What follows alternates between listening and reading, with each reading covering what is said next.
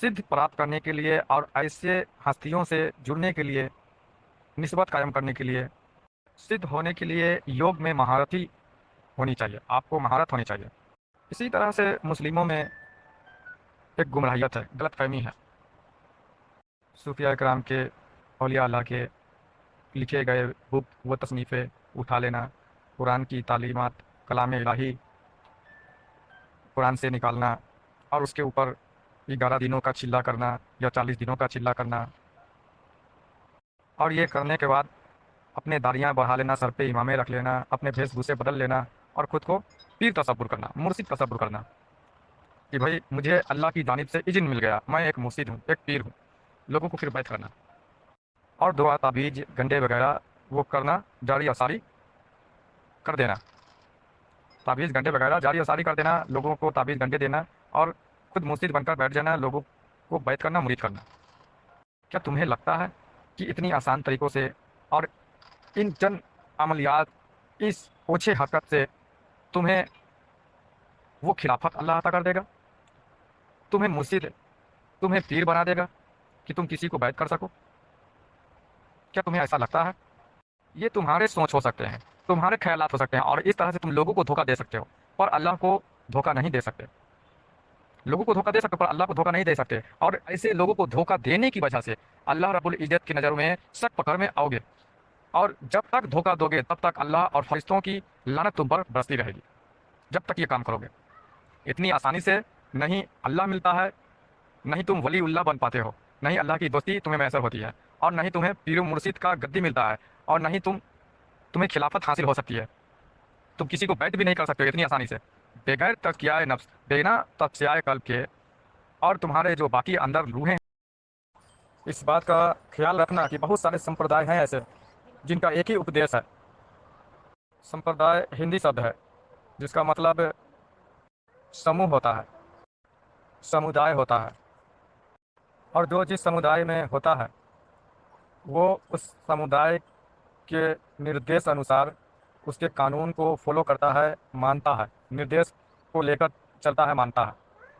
तो इस बात का ख्याल रखना कि बहुत सारे ऐसे समूह हैं, संप्रदाय हैं, जिनका उपदेश, जिनकी ओर से मिलने वाली वो ज्ञान, तालीम ये होता है, ख़ासकर अगर ईश्वर को पाना हो, अल्लाह को राज़ी करना है, अल्लाह को अगर पाना हो, तो वो उपदेश, वो तालीम, वो ज्ञान जो होता है वो होता है जैसे कि चोरी नहीं करना, चुगली नहीं करना, गीबत नहीं करना, किसी की बुराई नहीं करना, और ख़ासकर मांस मछली ना खाओ, अंडे ना खाओ। अगर इस उपदेश को मानते हो और इसे अपने जीवन में लागू करते हो तो फिर इसका जो फल मिलेगा, इसके जो रिजल्ट मिलेंगे जब मरोगे, तो गुरु जी यानी कि पीर, गुरु को ही पीर कहते हैं यानी मुर्शिद, गुरु मुर्शिद मरोगे तो तुम्हें सचखंड लेकर जाएंगे। सचखंड एक रूहानी अवधारणा है जो सिख धर्म में महत्वपूर्ण माना जाता है। इसका मतलब है सच्चों का, सच्चाई, एक ईश्वर का, फरिश्तों का वो स्थान जिसे सिख धर्म में सचखंड कहते हैं, मानते हैं। सचखंड अक्सर अल्लाह परमात्मा के निवास स्थान को कहा गया है, और सिख धर्म में खासकर ये मान्यता है, माना जाता है। अगर अल्लाह को पाना है, ईश्वर को पाना है, ईश्वर से जुड़ना है, तो ऐसे समुदाय में और सिख धर्मों में भी पूरा का पूरा इनका जो प्रोसीजर जो है बस इतना ही है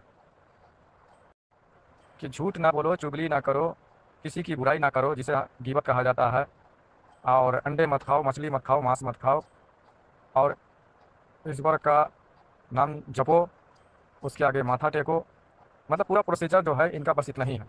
और इस स्थिति में जब मरोगे तो गुरुजी यानी कि पीर तुम्हें सचखंड ले जाएंगे, यानी कि वो फरिश्तों के स्थान पर तुम्हें ले जाएंगे, उस निवास स्थान पर ले जाएंगे, ना फरिश्तों का स्थान है। मरोगे तो ये इनका पूरा प्रोसीजर है, इससे आगे नहीं, इससे आगे कुछ नहीं इनका। और मैं ये कहता हूँ कि जहाँ आपके स्वरूप का परिचय न कराया जाए, यानी कि पहचान न कराया जाए कि आपका स्वरूप क्या है, आपकी पहचान क्या है, और जहाँ ये ज्ञान आपको ना दिया जाए कि आपका आत्मा ही ब्रह्म है, तो हम इसे सत्संग कह ही नहीं सकते, हम इसे सत्संग कह ही नहीं सकते। अब मैं थोड़ा सूफी मत के हिसाब से और उर्दू में मैं आपको समझाने की कोशिश करता हूँ। जैसा कि बताया मैंने हिंदी में, जहाँ आपके स्वरूप का परिचय ना कराया जाए, ये तो वाकई आप समझ गए होंगे कि स्वरूप यानी कि आपकी पहचान ना कराई जाए, जहाँ जहाँ आपके आत्मा का ज्ञान ना दिया जाए कि आत्मा ही परम ब्रह्म है, मतलब कि आपकी रूह की हकीकत आपके आगे खोली ना जाए, आपको तज़किया नफ्स ना करवाया जाए, तब तफसिया कल्ब ना करवाया जाए। ये कल्ब जो है हमारे आपके अंदर, ये रूह है, और ये नफ्स जो है, ये नफ्स भी लतीफ़ा है, नफ्स जो है ये भी एक रूह है जो नापाक है। तो तज़किया नफ्स और तफसिया कल्ब ये करवाया जाता है और इसकी पहचान, इसकी हकीकत बताई जाती है। तो जहाँ तज़किया नफ्स ना करवाया जाए और तफसिया कल्ब ना करवाया जाए, जहाँ ये तालीम ना दी जाए, तो हम उसे सत्संग कह ही नहीं सकते, कहीं नहीं कह नहीं सकते। ये सत्संग हिंदी शब्द है, इसका मतलब है उर्दू में अगर ली जाए, दिन के हिसाब से, दिन की रोशनी में अगर इसके हकीकत जानने की कोशिश की जाए, तो अच्छों की सोहबत, सूफ़ी संतों की सोहबत, इसे सत्संग कहते हैं। सूफ़ी संतों की रहबरी, सोहबत, पीरो मुर्शिद की रहबरी और उनकी नजर करम, सूफिया इकराम की सोहबत में आना, औलिया अल्लाह के जो नक्शो कदम पे चल रहे हैं, ऐसे लोगों की सोहबत में उठना बैठना, इसे ही सत्संग कहते हैं हिंदी लफ्ज़ में। बहरहाल जहाँ तज़किया नफ्स तफसिया कल्ब ना ही कराया जाए, यानी कि जहाँ आपको ये ज्ञान नहीं दिया जाए कि आत्मा ही परम ब्रह्म है, तो हम उसे सत्संग कह ही नहीं सकते हैं। मतलब कि आप लाख आप ऐसी ज्ञान, ऐसी तालीम बांट लें, ऐसे ऐसे समुदाय हैं जो अपनी तरफ से तालीम ज्ञान देते हैं और समझाते हैं कि चोरी नहीं करो, झूठ मत बोलो, चुगली मत करो, और ईश्वर का भजन कीर्तन करो, नमाज रोजे करो। हिंदू में, मुस्लिम में भी ये चीज़ सिखाया जाता है। और मांस मत खाओ, मछली मत खाओ, अंडे मत खाओ, ये सब त्याग दो। और इस हालत में जब तुम मरोगे, तो गुरु जी, सिख धर्म में कहा जाता है कि गुरु जी तुम्हें सच्चे और पाक स्थान पर, फरिश्तों के स्थान पर ले जाएंगे, मरोगे तब।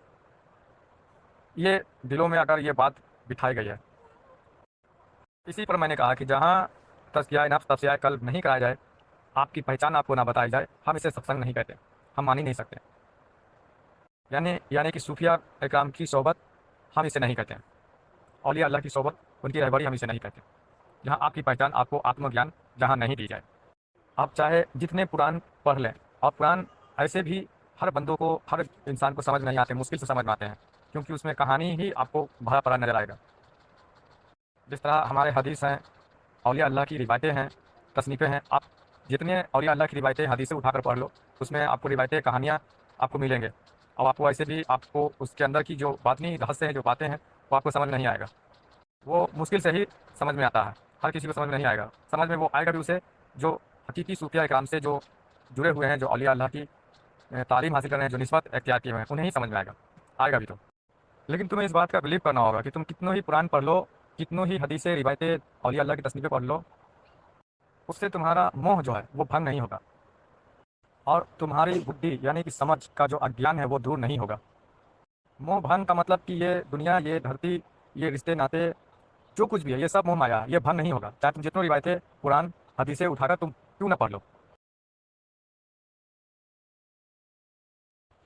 तो हकीकी सत्संग जो हिंदी लफ्ज़ों में कहा जाता है, और आध्यात्मिक तरीके से जो हिंदी में सच्चे गुरु पीर से जो जुड़े हुए हैं, हिंदुओं में जो सच्चे गुरु पीर से जो जुड़े हुए हैं, जो आध्यात्मिक यानी कि रूहानी तालीम देते हैं और रूहानी आध्यात्मिक ज्ञान रखते हैं, वो लोग भी हकीकी असल सत्संग जिसे कहते हैं, वो ये कि जहाँ आपको खुली आंखों से आपके स्वरूप का बोध कराया जाए, यानी कि आपकी हकीकत, आपकी पहचान जहाँ आपको खुली आंखों से कराया जाए, आपको आपकी हकीकत बताई जाए, दुनिया की हकीकत हकीकत बताई जाए, तो उसे ही सत्संग कहते हैं।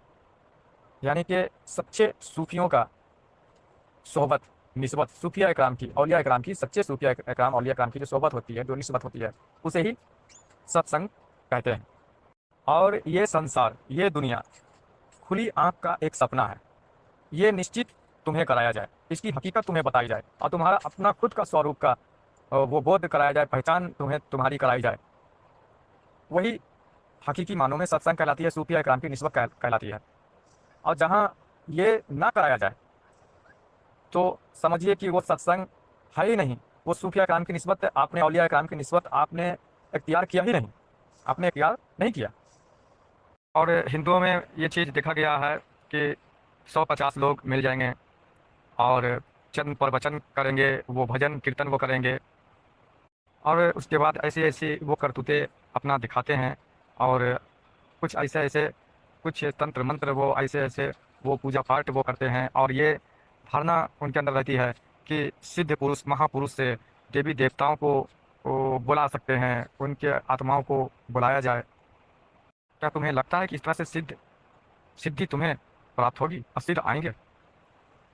सिद्ध प्राप्त करने के लिए और ऐसे हस्तियों से जुड़ने के लिए, निस्बत कायम करने के लिए, सिद्ध होने के लिए योग में महारथी होनी चाहिए, आपको महारत होनी चाहिए।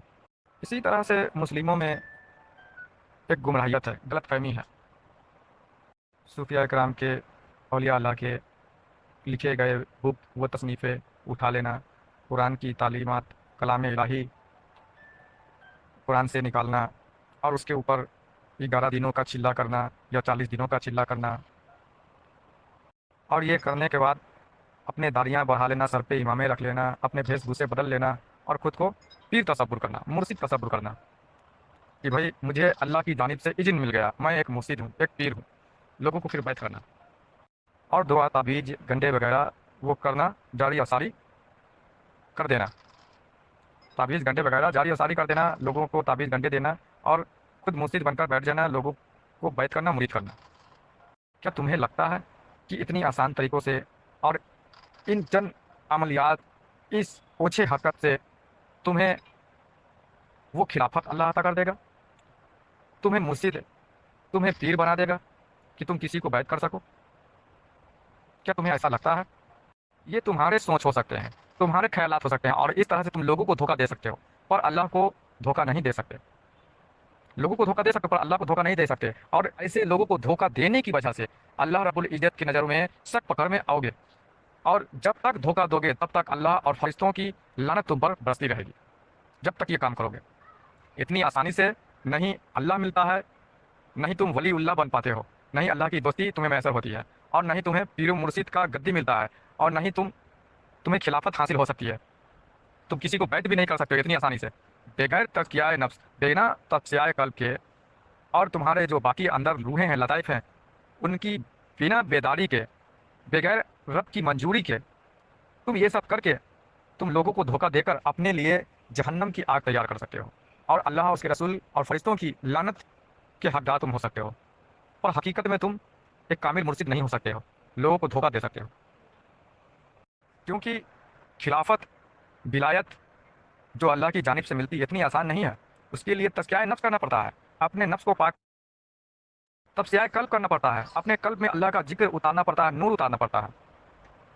और ये सब होता है किसी मुर्शिद से, किसी वली कामिल से जुड़कर, उनसे बेज़ाब्ता जिक्र की इजाज़त लेकर, ऐसा ही नहीं हो जाता है। और उसमें फिर अल्लाह की मंजूरी होती है तो तुम्हारा जिक्र चलता है, और तुम्हारे दिल की धड़कनों में जिक्र चलने की वजह से नूर उतरता है। इस कारण तुम्हारे, और यही वजह है तुम्हारा नफ्स पाक होने का। इसी तरीके से नफ्स पाक होता है, क़ल्ब में नूर उतरता है, अल्लाह की मंजूरी मिलती है, फिर तुम कामयाब होते हो, फिर अल्लाह की जानिब से इज़्न मिलता है बाज़ाब्ता कि तुम लोगों को बैत कर सकते हो, मुरीद कर सकते हो। नफ्स का पाक होना यह है कि तुम्हारी हर ख्वाहिश से जल कर खाक हो जाना, दुनिया की मोह माया तुम्हारे अंदर से ख़त्म हो जाना, किसी भी तरह का कोई लालच तुम्हारे अंदर बाकी ना रहना, ये नफ्स तुम्हारा पाक हो गया। तुम्हारे क़ल्ब में नूर उतरा, अल्लाह का जिक्र तुम्हारा क़ल्ब करने लगा, नूर उतरने लगा, और नूर के जो सिलसिले हैं वो जारी हो गए, और एक रोज़ ऐसा पड़ा कि तुम्हारे क़ल्ब के ऊपर अल्लाह की तजल्ली पड़ गई। अब अल्लाह की तजल्ली तुम्हारे क़ल्ब पर पड़ने की वजह से क़ल्ब तुम्हारा शहीद हो गया, उसे कहते हैं क़ल्ब शहीद। और फिर क़ल्ब के बाद तुम्हारे नफ्स पर अल्लाह की तजल्ली पड़ गई, तो फिर वो नफ्स नफ्से मुतमइन्ना हो गया, फिर तुम अल्लाह के विलायत में शुमार हो गए, अल्लाह के एक वली हो गए। फिर अल्लाह तुम्हें इज़्न अता करता है, तुम्हें गद्दी अता करता है, तुम्हें खिलाफत अता करता है, तब जाकर तुम किसी को बैत कर सकते हो, मुरीद कर सकते हो। फिर वो बैत करना, वो मुरीद करना, लोगों को हिदायत देना, वो तालीम देना, किसी भी तरह का कोई स्वार्थ तुम्हारे अंदर, कोई लालच तुम्हारे अंदर नहीं होगी, दुनिया की लज्जत, दुनिया की मोह माया तुम्हारे अंदर नहीं होगी। क्या समझते हो इतनी आसानी से खिलाफत विलायत अल्लाह की मिल जाती है? अपने ख्वाहिशे नफ्स को जलाकर खा करना पड़ता है, मोह माया से मुक्त होना पड़ता है।